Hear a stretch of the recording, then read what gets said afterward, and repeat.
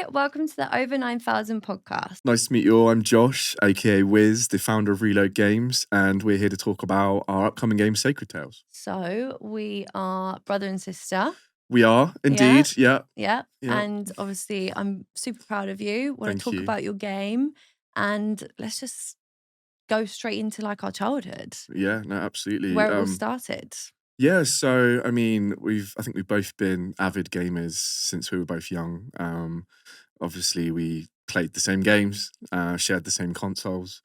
A lot of inspirations that I've kind of taken from all of our kind of childhood games and kind of put into Sacred Tales in some way or form. Um, it's been a long journey. I think it's taken look at almost 4 years to develop Sacred Tales. So it's really exciting to finally be at that point where we can share it with the world and hopefully they enjoy what we've created. Yeah, well, it is an amazing game. It looks amazing. And I can't believe you've created this. Yeah, it's definitely quite like a pivot from, I suppose, my career path before starting the gaming studio. Um, I guess it all kind of started with my kind of I had a diagnosis of MS, which is called multiple sclerosis, which in fact I also have. Bronte also has, which Yeah. is kind of I got super. it like 8 years before you. And then I kind of Stole my thunder. rained on your parade with that one, You didn't did. I? Yeah. So, yeah, I mean, for me, like, it's not like a negative. Yeah. I mean, obviously, it's not great, but it's been like a motivation for me, really. Ever since that diagnosis, it kind of, I don't know, it kind of rewired my brain. Yeah. I'm a father of two kids, and ultimately, I want to build a legacy that kind of touches on their futures as well, right? So for me, it's definitely a huge kind of motivation tool, and I suppose it kind of drives my passion. If there are like certain times where I'm feeling kind of tired or burnt out, like I can kind of come back to that like base point, Yeah. and it kind of really like fuels me to push harder and keep going, right? But yeah, like I see it as a strength, and I know it sounds weird, but I'm almost like, I wouldn't say like glad for that to happen, but I don't know if I would have been in this situation now if that didn't push me, if that makes sense. I think it definitely pushed a series of events for you, didn't it? It put you Yeah, in a different mindset yeah, yeah. and led you onto this path. It's a perspective shift, isn't it? Yeah. When your perspective changes, it kind of changes the way you think about things, and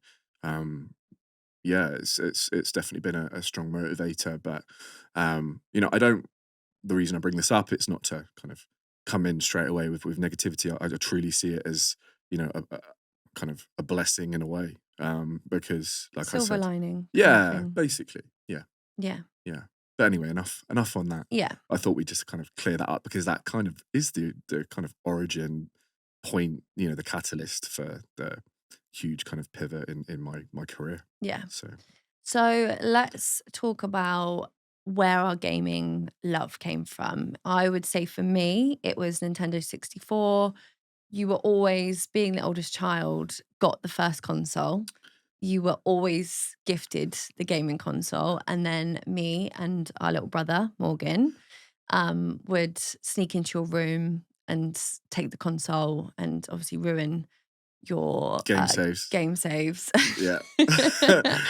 Ruin it for Not just my you. game saves, many other things But which we'll get into. I but also used to love, and it's a really fond memory of mine. what, ripping up my Is Pokemon cards? no, No. not, Okay, sorry. I did rip up his She Pokemon did. card. Like Base set. a really nice shiny. I still remember coming in and seeing them turn up on the floor. Honestly, like it's burned into my memory, I think. Yeah, sorry Yeah. about that. Do you know how much they're worth now? Base Yeah, set I know. I wish I didn't do it. I Pokemon wish I cards. kept it for myself. Thousands. Yeah, Yeah. it's a regret of mine Yeah. actually. We'll take that off your salary. But you it's did fine. deserve it, probably. Not sure about that, but But anyway, a big memory of mine was watching you. I used to sit on your bed and just watch you play games. Like I loved watching you play Zelda, which is obviously, as everyone knows, a massive thing for me. Like absolutely adore Zelda.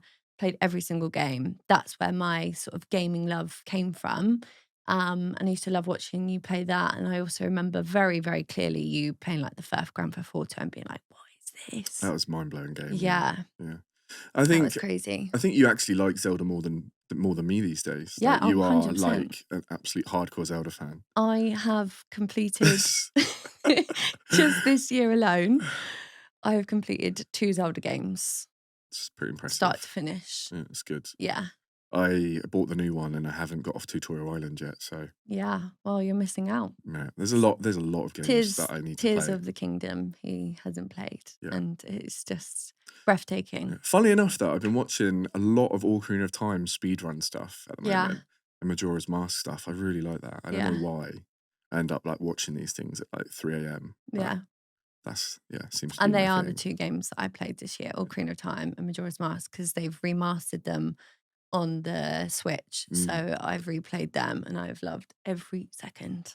Do you know what? Actually, there's something that I was looking at. They recovered or found some of the old files for Yeah, Ocarina of Time, and essentially, like Hyrule Town was meant to be like so much bigger than just that one blended scene. yeah, Like it's just really interesting, like the development journeys of games, right? And obviously it's a lot more kind of relevant to me in my career now, and kind of just seeing how these incredible classics started out and you know kind of evolved and transformed into the games that we see, because you don't see all of the failures of the game, if that makes sense, before it gets released, right? Like that's not publicly made available. So I just find it quite fascinating to yeah, see the behind the scenes of it yeah. all. It's really cool. And there's as I've grown older, I realized when I was a little girl that when I was playing these games, I was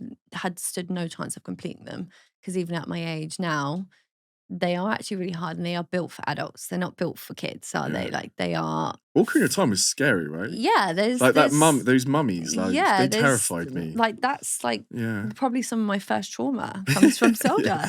yeah, It yeah, they does. were. But obviously you were a huge Pokemon fan and I Yeah. feel like this might have influenced Sacred Tales.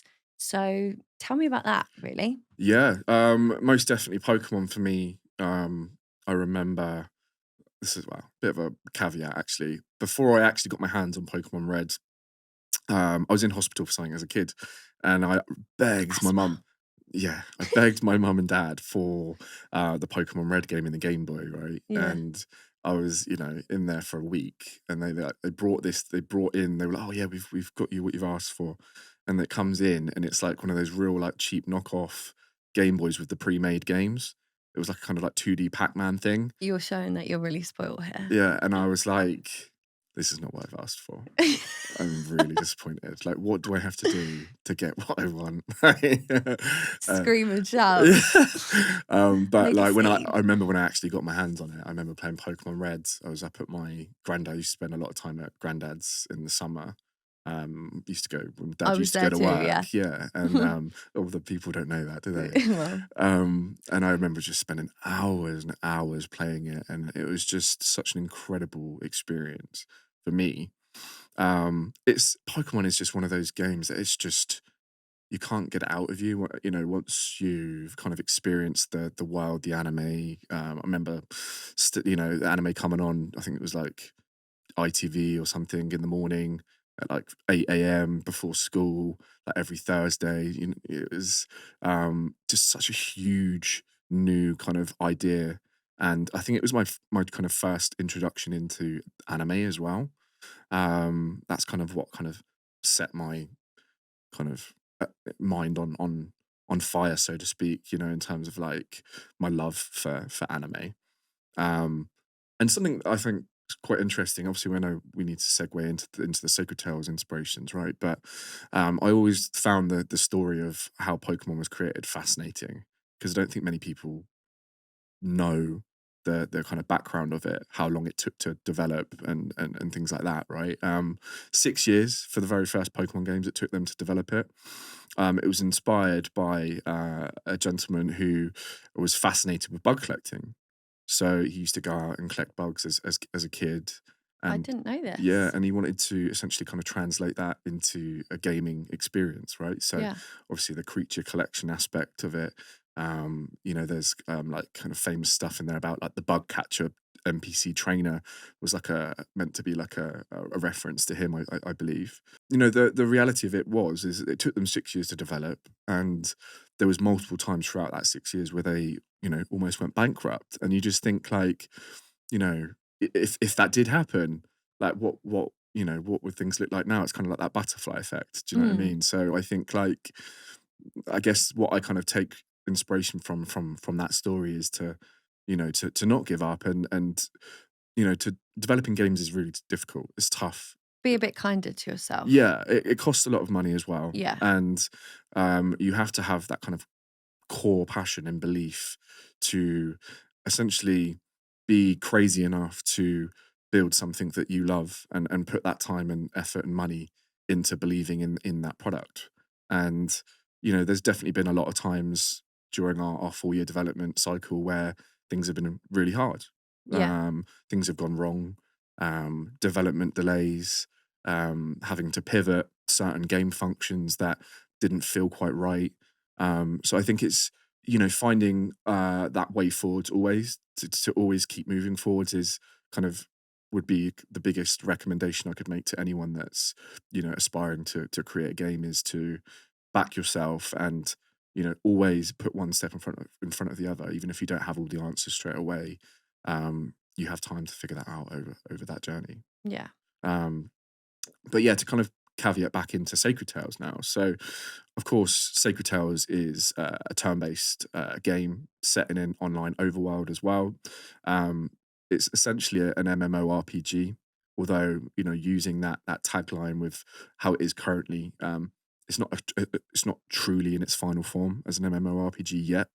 It will be kind of developed in a live ops scenario, so we will be pushing out live content on a monthly basis to you know, update the game, and bring in as many features as we want to, into that experience. So it's not a final product by any means. And then to, yeah, actually kind of talk about what the game is itself. So, of course, a lot of inspiration from Pokemon, a lot of inspiration from games like Zelda, Mystical Ninja starring Goemon, which I'm sure you remember, Yeah, yeah, yeah. um, Very well. Temtem as Again, well. another game that I loved watching you Oh, it play. was an amazing game, wasn't Yeah. it? That was so underrated. The It was little, actually, like, music and the cutscenes, you know, we, like, walk through the village and yeah, just even remember you used to walk through doors and the little, like, shoo, yeah, yeah. just That all was the that. little touches, and that was a great game. That was the kind of Japanese. I think that's what set that Yeah. Japanese passion that Yeah. I have, and obviously that's translated into Sacred Tales, with it being having a very kind of strong element of admiration for Japanese culture. Well, it's set in Japan, isn't it? And Yeah. it's, what's the little village called? Tanoshi? So it's called Tamashi Tamashi, Town. Is sorry. the first town that we are releasing in the online Yeah. setting, and the world will expand rapidly. Which is Essentially, by the sea.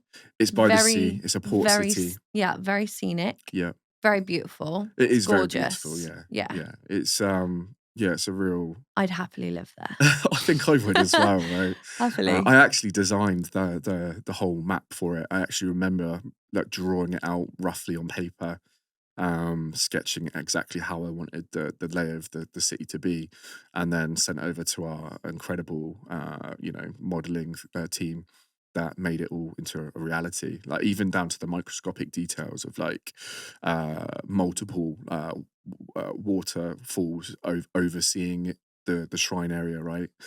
Just very kind of micromanaged in ways. But you know, I guess it's that kind of perfectionist element of wanting it to be as I envision it to be, which isn't always possible because um, I'm more of like you know, from a creative um, perspective in the game, game design, balancing, coming up with, you know, ways to bring a new and unique experience to players essentially, Yeah. um, which is a lot harder than you know, using a tried and tested kind of blueprint of designing a game, right? Because ultimately what we find ourselves in the Web3 space, which is crypto, which we'll obviously touch on a little bit more later, is that we see a lot of renditions of popular Web2 games almost being cloned and deployed in a format with crypto integrations. And ultimately, if we want to appeal to gamers in general, we need to think like how a Web two, a regular gaming studio thinks. Right, we can't just use the fact that you can earn whilst playing the game based on skill level, or actual unique digital ownership of your in-game assets, which we do provide.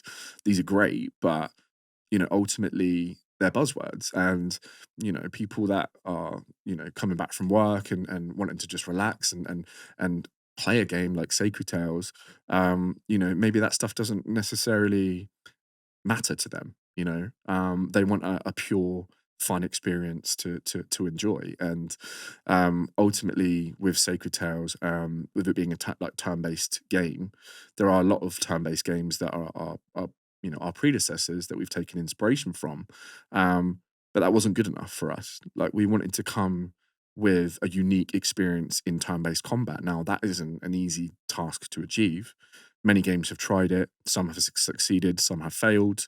Um, and I truly believe that what our kind of fusion of different game genres in Sacred Tales are really going to create that unique turn-based combat experience, which for us is the kind of the goal, right? Is to Yeah. give players that sense of familiarity, but also a new and engaging experience that they have to kind of learn from scratch. Yeah.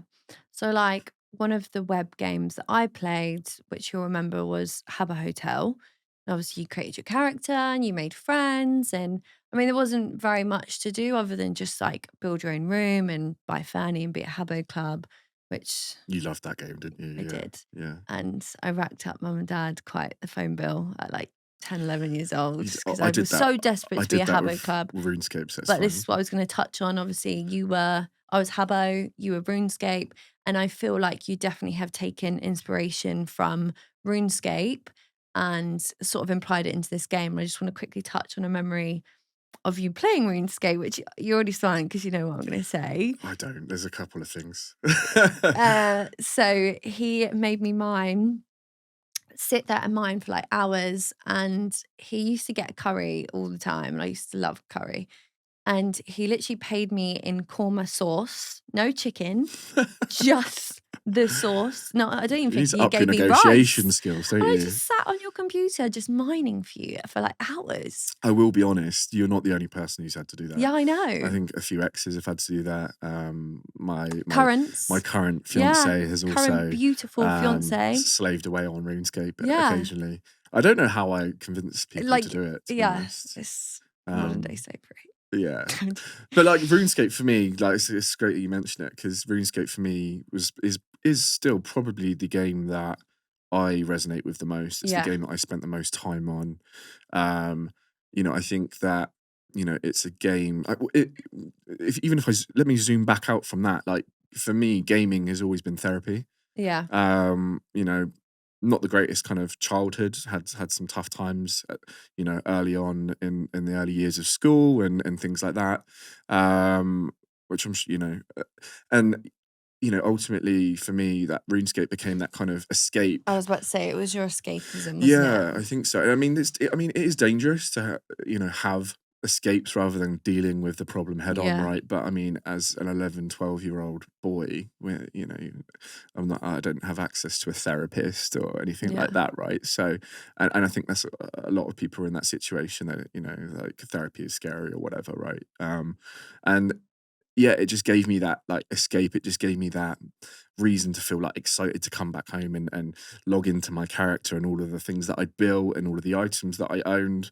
Um, and I think also it's a good thing to bring up with RuneScape as well. And I've kind of touched on this in some social media posts in the past. But when we look at like play to earn, which is for those that don't know, like play to earn gaming is prevalent in crypto, right? That's kind of one of the kind of levers that crypto games use for user acquisition. So how they bring in players to come in and play the games, because user acquisition And games, that's the biggest challenge of a game, is how do we bring in people to come in and enjoy this experience? All of the different kind of tracking points of a player's behavior in the game are really important as well. Is there certain things that we've um, implemented that are making people not play the game anymore? There's so many different things to kind of consider, and I won't go into like too many technicals about it. But the point I kind of want to bring up is there is a negative stigma with the terminology of play to earn. Hmm. We've seen things like play to airdrop being kind of touted, which essentially is the same thing, just rebranded. Um, but the reality of it is that play to earn has existed in games for tens of years. RuneScape being one of them, World of Warcraft, Diablo. These games have shown that monetary value in the real world can be applied to items in games. Yeah. Now, RuneScape don't officially allow the facilitation of real world trading. It's called RWT, right? Um, but that doesn't mean it doesn't happen. It happens all the time. And it's one of those things that, you know, most people do that they just don't talk about. Not Yeah. not everyone, but people do it, or people have done it before, right? Yeah. And it's not even the fact that you want to sell it. I guess it's the principle of the fact that you can, right? So I've got a shield that's worth, I don't know, X amount of coins. And in the real world, maybe it's worth $500. Now, when I'm equipping that shield, like I see that as the $500 value. I'm not going to sell it for $500, but I inherently know that there is a market value for that, and it makes it feel more desirable to me. More, Well, I feel like it now that whole thing applies to NFTs. yeah, It's digital art that yeah, people are buying. It exactly, is essentially a picture that people are able to purchase, and it holds, real life value. yeah, So exactly. it's similar, and that is the way we are going now, isn't it? I believe so. I think that there are some massive Web2 companies that are kind of not conforming to integrate any kind of crypto integrations, Steam being one of them. One of the reasons behind that is, of course, that Steam have their own internal marketplace, and they essentially want to keep their kind of, you know, fingers on the pulse of the revenue that they generate from their own internal marketplace, right? So if you introduce third party trading systems like NFTs, Hmm. then ultimately that could, affect their profit margins as a company. So there is this kind of uh, push and pull effect between Web2 gaming companies and Web3 gaming companies. And um, I mean, with time, Web3 games are still in their infancy. With time, it will become, I truly believe, like a normal and an accepted format of gaming.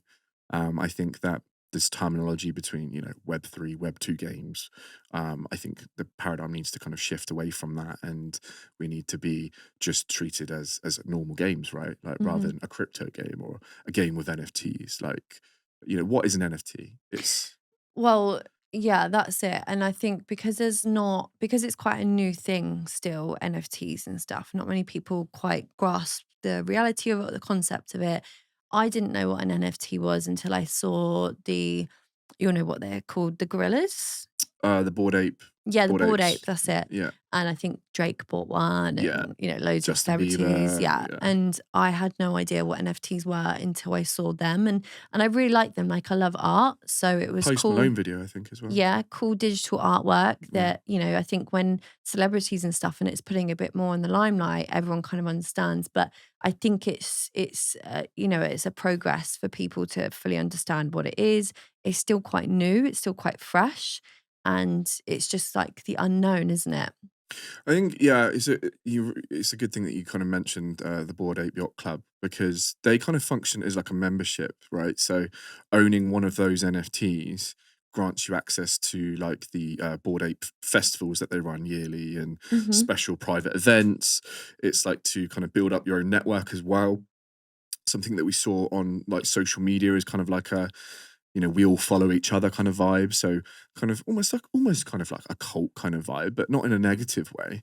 It's kind of a way for people to um, kind of vibe with the culture that these NFT projects are creating. And honestly, these founders that have created these NFT collections, like like Luca Netz, who's created the Pudgy Penguins collection.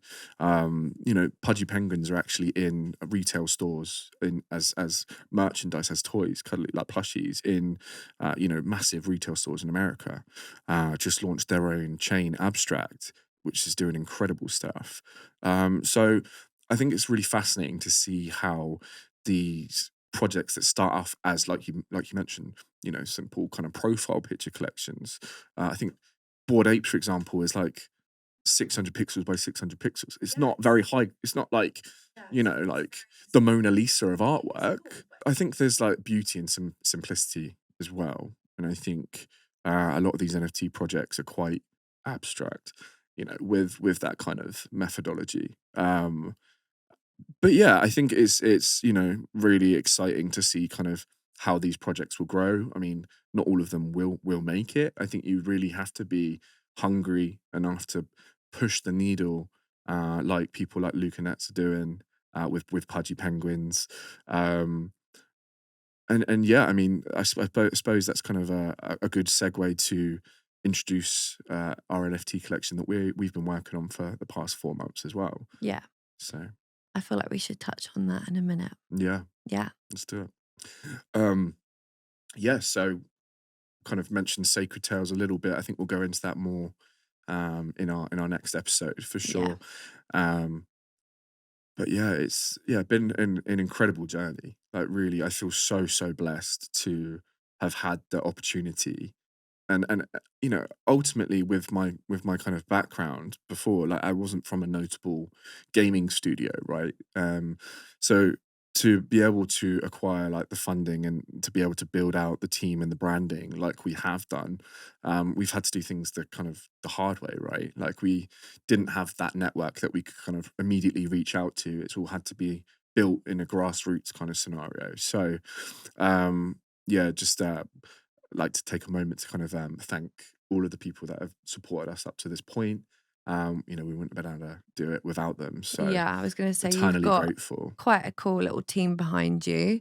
Obviously, I was invited to your Telegram chat, and yeah, there's some really good people Yeah. that are supporting you, and yeah, behind the whole thing. And it's been amazing to watch you go, and it's very cool. Yeah. Thank you. No Appreciate worries. it. Well, that was a very good chat. I enjoyed that. So we'll see you guys on the next episode of Over 9000.